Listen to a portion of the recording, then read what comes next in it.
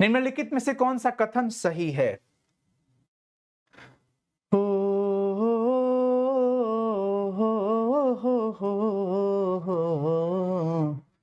ला ला ला ला ला ला ला ला ला ला ला ला ला ला ला।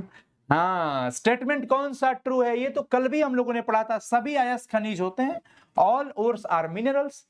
सभी अयस्क जो होते हैं बच्चों क्या होते हैं? खनिज होते हैं। मैं कहूं, मैं बोल लूं कि भाई आप में से मान लो जो कि 20 बच्चे टॉप कर गए, तो मैं कहूंगा कि सभी स्टूडेंट्स टॉपर नहीं है, लेकिन जितने टॉपर्स हैं सब स्टूडेंट हैं।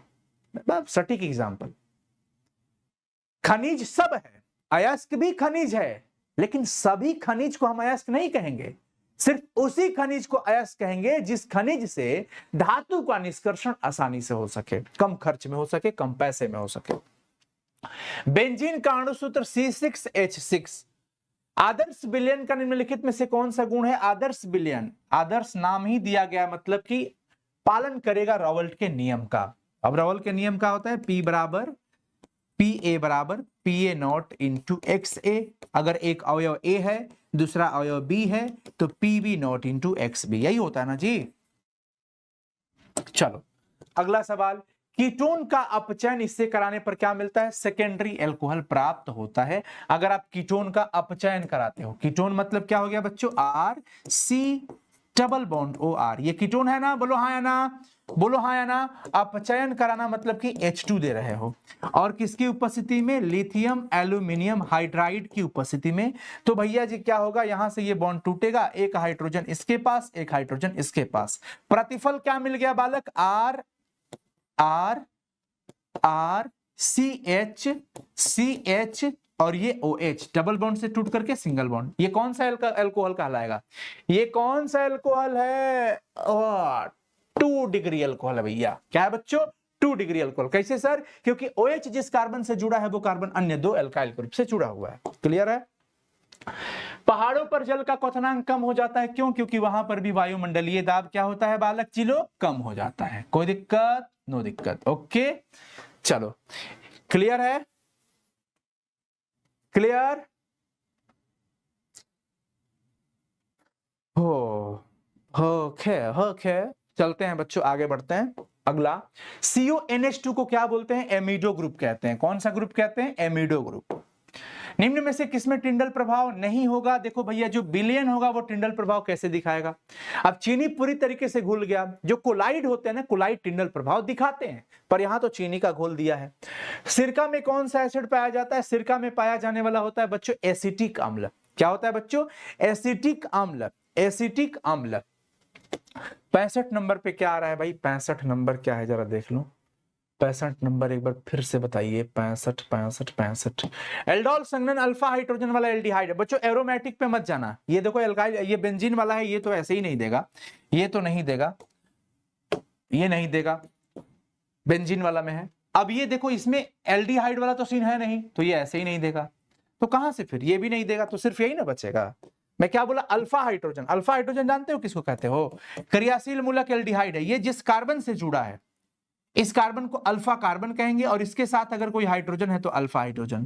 तो देखो, तो अल्फा हाइड्रोजन तो है ना इसमें, लेकिन इसमें अल्फा हाइड्रोजन है क्या? जरा बताना सब लोग, क्या इसमें अल्फा हाइड्रोजन है? जरा हाँ या ना बता दीजिएगा सभी लोग। क्या इसमें अल्फा हाइड्रोजन है? हाँ या ना बता दीजिएगा सभी लोग। क्या इसमें अल्फा हाइड्रोजन है? क्या इसमें अल्फा हाइड्रोजन है? हाँ या ना? नहीं है ना? वेरी गुड, इसमें अल्फा हाइड्रोजन नहीं है, लेकिन इसमें अल्फा हाइड्रोजन है। चलो आगे चलो, हम आ जाते हैं अपने पॉइंट पे। हम कहां चले गए थे? सिरका तक कर लिए थे। यहां पर देख दिए 78 नंबर सवाल हो गया है। सिरका कौन कार्बनिक यौगिक सिल्वर मिरर जांच देता है? सिल्वर मिरर जांच कौन देता है बच्चों? एल्डिहाइड। कौन देता है? एल्डिहाइड। अब जो एल्डिहाइड होगा एलिफैटिक वाला, वो देगा। अब यहां पर देखो, ये CH3COOH एल्डिहाइड नहीं है, ये COOH जरूर है, परंतु इसका स्ट्रक्चर देख लो तो ये फॉर्मिक अम्ल जो होता है ना बच्चों, इसमें CHO ग्रुप जरूर पाया गया, इसमें CHO ग्रुप जरूर है, देखो इसका स्ट्रक्चर में। तो ये वही वाली बात हो गई कि एक आदमी दो काम कर सकता है, दो टैलेंट है इसके पास। ये कार्बोक्सिलिक अम्ल जैसा भी व्यवहार कर सकता है और जरूरत पड़ने पर एल्डिहाइड जैसा भी, लेकिन इसमें COOH, इसमें COOH। ये क्यों इसके जैसा काम किया? क्योंकि यहां पर H ग्रुप था, सिर्फ H था, फॉर्मेल्डिहाइड होने के कारण। खनिज जिस धातु का निष्कर्षण करते हैं हम उसको क्या कहते हैं बच्चों? अयस्क कहा जाता है। जिस खनिज से धातु का निष्कर्षण होता है उसको क्या बोलते हैं? अयस्क। मेथॉक्सीमेथेन का formula, methoxymethane CH3OCH3, dimethyl ether भी कह सकते हो इसको। क्या कह सकते हो? डाई मेथिल ईथर भी कह सकते हो, डाई मेथिल ईथर भी कह सकते हो। हमारा सही जवाब ए हो जाएगा। अगला सवाल देख लीजिए सभी लोग, निम्न में से विलयन के लिए कौन अणुसंख्यक गुणधर्म है? आप सभी लोग जानते हैं, अगर यहाँ पे परासरणी दाब हो जाए तो भैया ये आराम से हो जाएगा। एल्केन नल मतलब एल्डिहाइड, एल्डिहाइड हो चाहे कीटोन हो बच्चों, CnH2nO हो जाता है। एल्डिहाइड हो चाहे कीटोन हो, CnH2nO हो जाता है, इसका सामान्य सूत्र। एल्डिहाइड हो चाहे कीटोन हो। क्लियर है यहां तक? आगे देखो, निम्नलिखित में से किसकी आकृति चतुष्फलकीय होती है? चतुष्फलकीय आकृति बच्चों हो जाएगी NiCl4 की। इसकी हो जाएगी NiCl4 पे 2- की, ठीक है ना। चलो 83 नंबर सवाल तो ये इसका है। 83 नंबर सवाल में तो कुछ वैसा हैंडक नहीं है आप लोगों को, ये फॉर्मूला पूछ रहा है। क्या पूछ रहा है बच्चों? फॉर्मूला पूछ रहा है। और इसका तो भैया स्ट्रक्चर है, टेट्राहेड्रल ज्योमेट्री इसी की होती है चतुष्फलकीय। वात्या भट्टी में किस ऑक्साइड का आप चयन करते हो? आयरन के ऑक्साइड का, लोहे के ऑक्साइड का करते हो। निम्नलिखित में से कौन सा ऑक्साइड लौह चुंबकत्व दिखाता है? CrO2 फेरोमैग्नेटिज्म होता है, ठीक है ना। एक फैराडे विद्युत, एक फैराडे का मतलब 96,500 कूलम। एक फैराडे का मतलब क्या होता है बच्चों? 96,500 कूलम। देखो 96,500 कूलम होता है। कितने कूलम लिखा है? लोहे का अयस्क इसमें सभी है, मैग्नेटाइट भी है, सीडेराइट भी है, हेमेटाइट है, लेकिन अगर मुख्य अयस्क पूछता तो हम हेमेटाइट कह देते हैं। एल्कोहल बनने में एल्केन के एक हाइड्रोजन को किस ग्रुप द्वारा प्रतिस्थापित किया जाता है? क्वेश्चन समझिए, एल्कोहल बनने में एल्केन के, एल्केन मतलब R और H, एल्केन के एक हाइड्रोजन को किस ग्रुप द्वारा प्रतिस्थापित करना पड़ेगा एल्कोहल बनने में, यानी ROH बनने में। हम ये देख रहे हैं कि यहां से H को थप्पड़ मार के हटाया गया, OH आके थप्पड़ मार दिया है। अब OH का मतलब भैया हाइड्रोक्सिल ग्रुप। OH को हम क्या कहते हैं भैया जी? हाइड्रोक्सिल ग्रुप कहते हैं। OH को क्या कहते हैं हम? हाइड्रोक्सिल ग्रुप कहते हैं। अगला, संक्रमण तत्वों को और किस नाम से जानते हैं? संक्रमण तत्व को हम और D ब्लॉक के नाम से जानते हैं और F ब्लॉक को अंतः संक्रमण तत्व के नाम से जानेंगे। क्लियर है बालक? आगे चलो।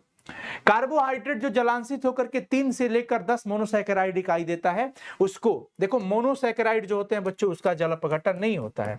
मोनोसैकेराइड जिसका जल अपघटन नहीं हो, जैसे ग्लूकोज हो गया, फ्रक्टोज हो गया, इसका जल अपघटन नहीं होता है, जल अपघटन नहीं होगा।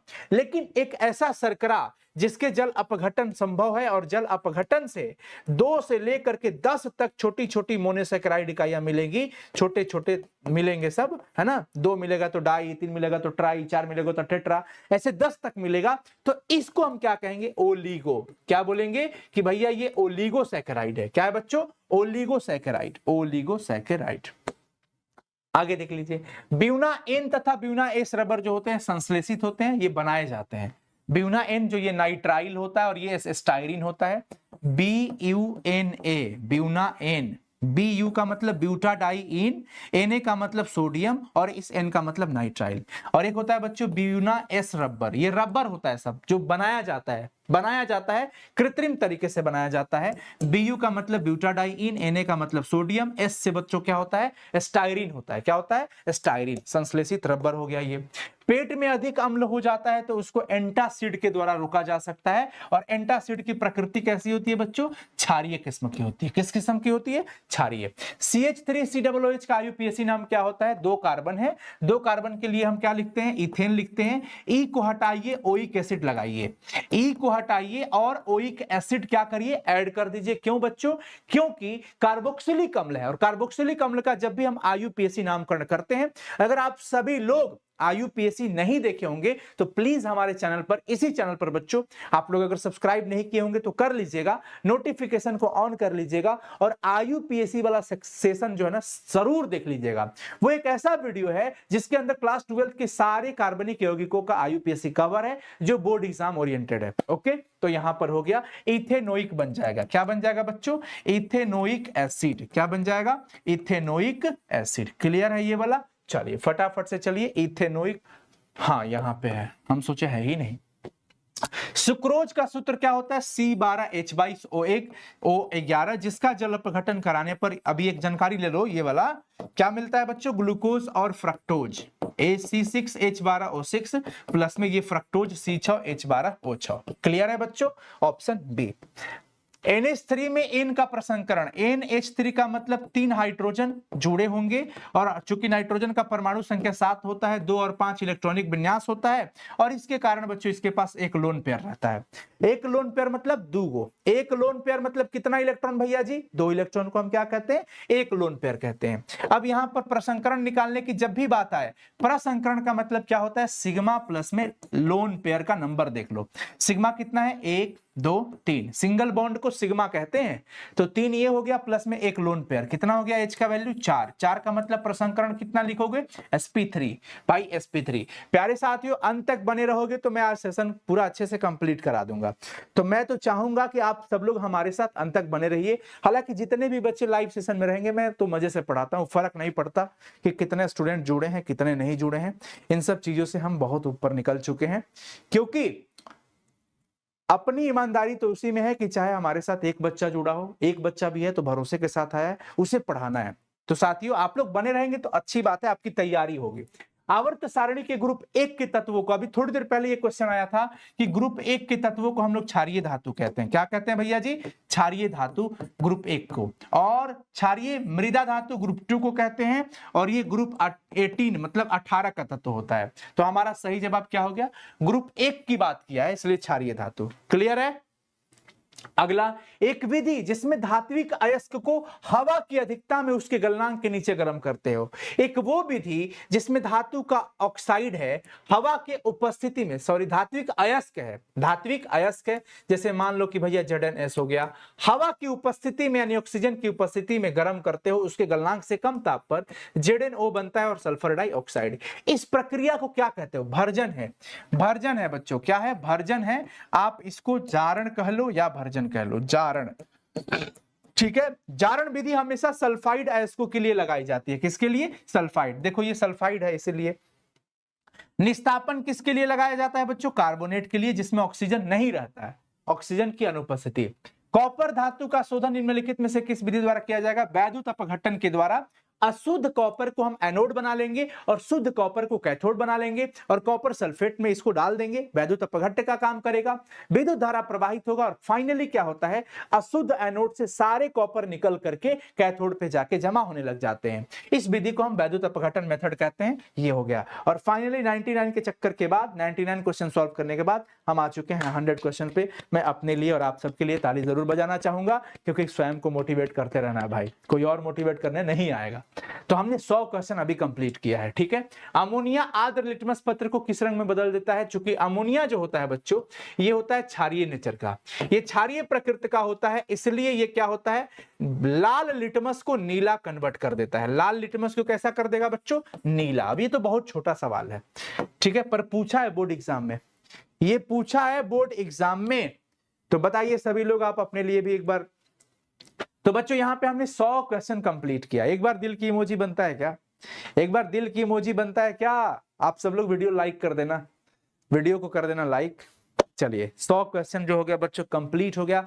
प्रहार बैच के स्टूडेंट काफी हमको दिख रहे हैं, अपने प्रहार बैच वाले स्टूडेंट काफी दिख रहे हैं, बाकी और भी बच्चे जुड़ रहे हैं। बहुत शुक्रिया, धन्यवाद आप सभी लोगों का। लगातार बच्चों प्रैक्टिस करते रहना है, मेहनत जारी रखनी है।